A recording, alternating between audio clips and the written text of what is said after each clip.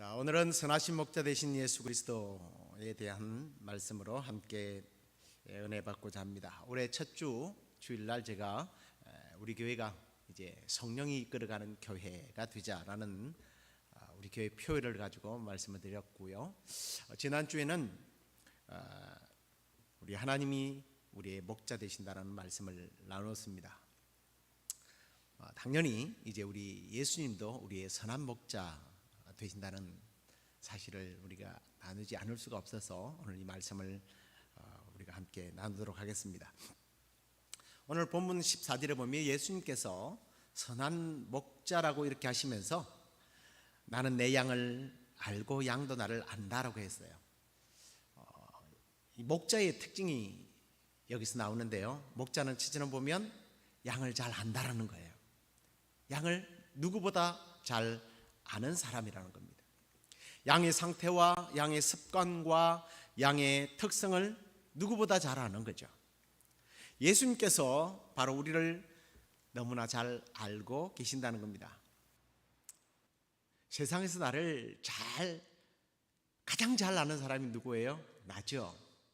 그리고 우리 가족입니다. 그렇지만 나도 모르고 내 옆에 있는 사람조차도 내가 어떤 사람인지 어떤 존재인지를 모르는 경우가 많습니다. 그런데 우리 주님은 나를 다 알고 계신대요. 한편으로 보면 악한 사람이 나에게 이런 표현을 해서 죄송합니다만 사기를 치기 위해서 나를 안다 이러면 불편해요.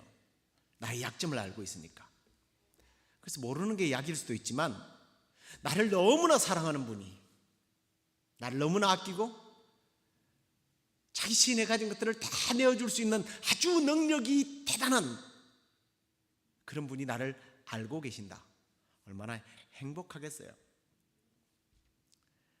예수님께서는 누가복음 12장에 보면 하나님이 또 예수님이 우리를 얼마나 잘 아시는지에 대해서 이렇게 말씀하시더라고요.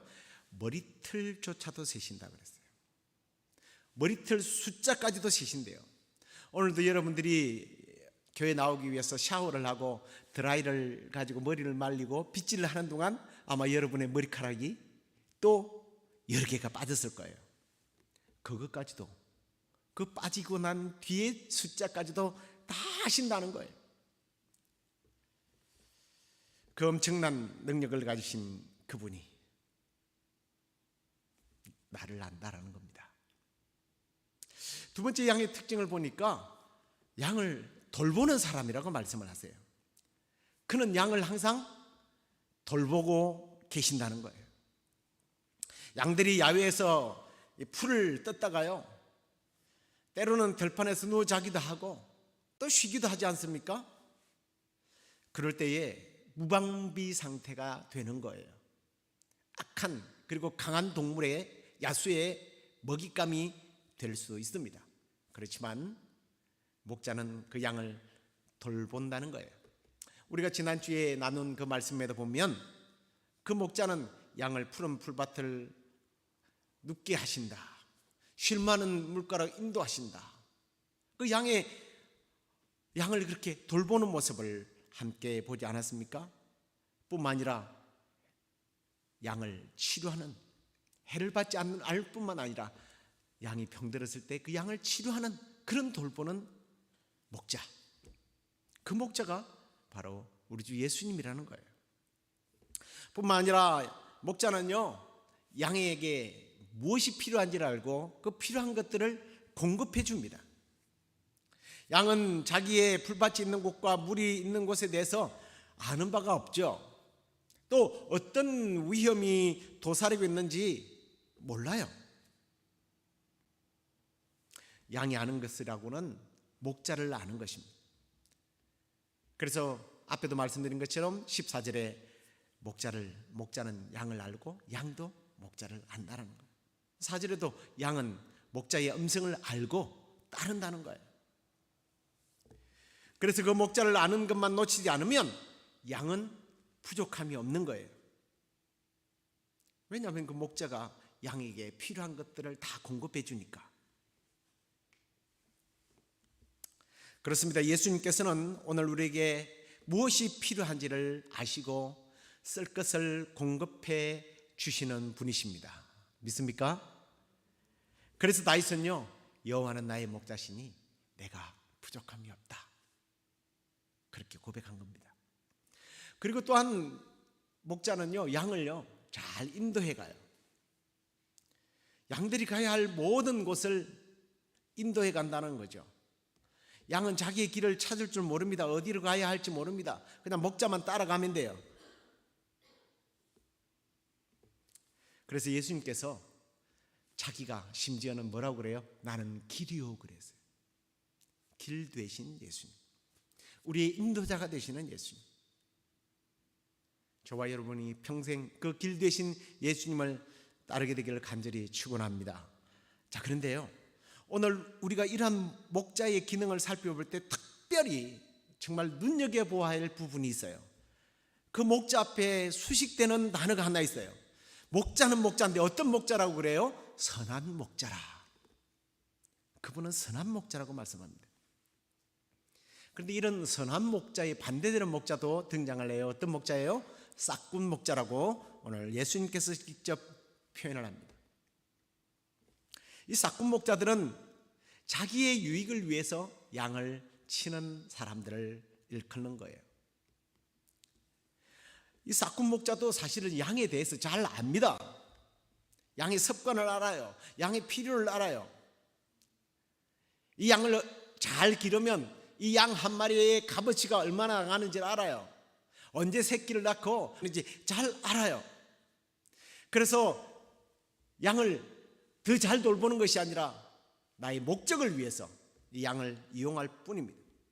자기 유익을 위해서 이 양을 이용하는 거라고요.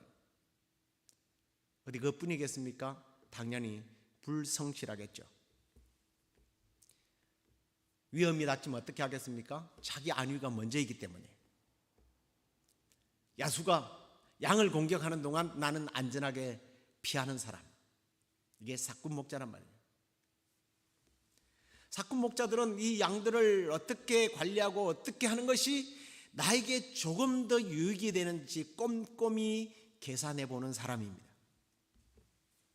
자기의 유익을 위해서라면 얼마든지 좋지 않은 것도 양들에게 공급해 주죠. 뭐 이런 겁니다. 저 산만 넘으면 맑은 시냇물이 있어요. 양들이 좋아하는 목초지가 있어요. 근데 저 산을 넘기 너무 힘들단 말이에요. 그러면 야, 그냥 흙탕물이든 말든 그냥 먹어, 이런 거죠. 이 목자는 험한 길로 끌고 다니기도 할 것이고요, 때로는 양을 두들겨 패기도 합니다. 그런데 오늘 우리의 이 목자는 선한 목자라고 이렇게 기록을 하고 있어요. 좋은 목자라는 거죠. 선하고 좋은 목자. 원어의 의미대로 따지면 가장 좋은 최상의 목자라는 뜻도 있고 또 아주 충직한 목자라는 뜻도 있더라고요. 양을 누구보다도 잘 알고 양을 최상으로 돌보고 최고의 좋은 것들을 공급하는, 최선의 길로 인도하는 목자, 이게 선한 목자라는 거예요. 그 선한 목자가 예수님께서는 바로 자신이라고 표현하고 있습니다. 그렇습니다. 오늘 우리가 진실로 예수 그리스도가 나의 선한 목자임을 알고 그를 온전히 따르게 될 때 놀라운 축복들을 누리게 되는 줄로 믿습니다. 그렇다면 예수님께서 이렇게 당신이 선하시고 좋은 목자라는 것을 어떻게 증명을 하고 계시느냐? 오늘 11절 말씀과 15절 말씀을 한번 보십시오. 나는 선한 목자라, 선한 목자는 양들을 위하여 목숨을 버리거니와. 15절에도 나는 양을 위하여 목숨을 버리노라 라고 말씀합니다. 지극정성으로 양을 돌보겠죠. 양에게 좋은 그런 양질의 양식들을 공급해 주겠죠. 좋은 조건의 그런 푸른 초장으로 잔잔한 물가로 인도하겠죠. 보통 목자들이에요. 왜 그래요? 양의 털을 깎아서 팔아 먹어야 되고 나중에는 양을 잡아 먹어야 되니까, 비싼 값으로 팔아야 되니까 얼마든지 지극정성으로 돌볼 수 있습니다. 그러나 목자가 양을 위하여 대신 죽는 경우는 없어요. 물론 양을 돌보다가 지키다가 뭐 죽을 수도 있잖아요. 야수를 공격하다가 야수에게 물려 죽을 수도 있습니다. 그러나 자기 스스로 양을 위하여 목숨을 버리는 목자는 없어요. 양에 대한 아까운 마음을 가지고 있고 양이 다치거나 양이 맹수에게 물려 죽으면 슬퍼할 수도 있어요. 안타까워하실 수도 있습니다. 할 수도 있습니다. 그러나 너무나 양이 사랑스러워서 양이 너무 귀해서 내 목숨을 대신 내어주겠다, 그런 목자는 없습니다. 그러나 오늘 예수님께서는 나는 선한 목자였는데, 오늘 18절 말씀해 보십시오. 이를 내게서 빼앗는 자가 있는 것이 아니라 내가 스스로 버리느니라. 자기 목숨을요, 나는 버릴 권세도 있고 다시 얻을 권세도 있다. 그 누구도 강제로 나의 목숨을 뺏을 수가 없다라는 거예요. 하지만 나는 양들을 위하여 내 스스로 나의 목숨을 버린다. 그럴 권한이 나에게 있기 때문이다. 생명이 주께 있기 때문에. 그렇습니다. 목자가 양을 위하여 목숨을 버렸다면 그 어떠한 돌봄보다, 그 어떤 좋은 양식, 그것보다 더 위대하고 놀라운 사랑일 겁니다.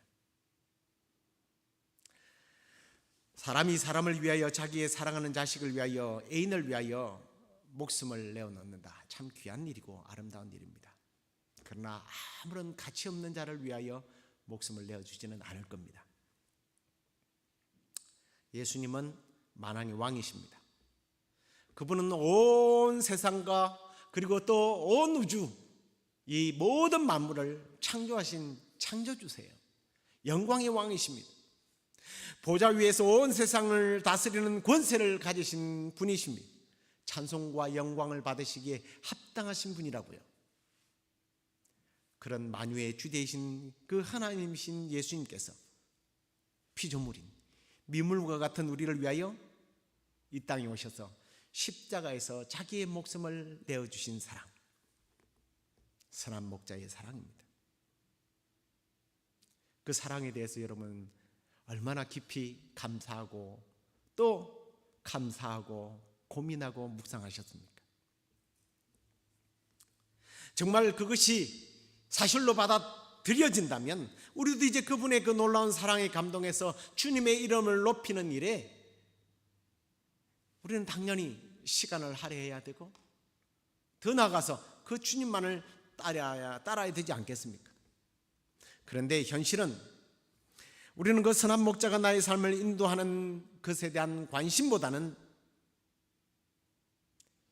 여러분, 우리 시애틀 영락교회 성도들은 아니라고 저는 믿지만 오늘날 그리스도인들은 오직 자기만을 높이는 데 더 관심이 많은 것 같아요. 예수님이 목자가 아니라 자기가 목자가 되고 싶어요. 아니면 절대 권력을 가진 어떤 사람, 돈을 가진 사람, 어떤 쾌락, 돈을 목자로, 권력을 목자로, 쾌락을 목자로 삼는 경우가 오늘날 그리스도인들의 모습입니다. 심지어 크리스찬들은 왜 그토록 세상에 임금이 세워지는 것에 그렇게도 관심이 많은지 몰라요. 여러분, 세상의 왕이, 대통령이 우리의 목자가 아니에요. 며칠 전에 크리스찬 신문에 보니까 은사주의로 유명했던 제레미야 존슨이라는 목사가 자신이 트럼프 대통령이 당선된다는 것을 예언했는데 잘못된 예언이었습니다 하고 사과하는 내용을 실었더라고요. 애초에 그런 예언을 하는 것 자체가 잘못이죠. 그러면서 토를 좀 안 달았으면 좋겠는데, 그래도 내가 은사주의요 예언하는 사람이라는 것을 또 확인하고 싶었던지, 도널드 트럼프가 실제로는 유권자표에서 이겼기 때문에 자신이 그렇게 잘못된 예언을 한 것은 아니다, 이렇게 해석을 해놨어요. 너무 가슴이 아파요. 저는 정말 이런 목사들 때문에 창피해요. 같은 목사라서. 그리고 여러분들에게 사과합니다. 여러분, 누가 대통령이 되어야 기독교에게 도움이 된다고 생각하는 자체가 그런 발상이에요. 잘못된 거예요. 자꾸 그런 망상이 빠지다 보니까 헛소리를 하게 되는 거예요. 여러분, 시 한 편을 쓰기 위해서 로마 시를 불태우고 그것이 기독교인의 행위라고 해서 기독교를 박해했던 네로 황제 때에 오히려 기독교가 확산됐다는 사실을 아십니까? 우리는 이 땅에 좋은 왕, 좋은 대통령을 세우기 위해서 신앙을 가지고 있는 게 아니에요. 우리는 그것을 위해서 기도하는 사람이 아니에요. 우리는 선한 목자 되신 예수 그리스도만 나의 왕으로 삼아야 합니다. 그 선한 목자 되신 예수 그리스도께서 양의 문이 되시고 천국 문이 되시는 거예요. 그분이 길이에요. 그분이 생명이에요. 그 예수 그리스도가 나의 선한 목자임을 알고 우리는 그분만 따라야 합니다. 정말 예수 그리스도가 우리의 목자시라면 내가 좀 더 높은 지위를 얻게 되고 좋은 직장을 가지게 되고 더 큰 집과 멋진 차를 사는 것과 내가 높아지고 존귀를 얻는 것과 비교가 안 되는 거잖아요.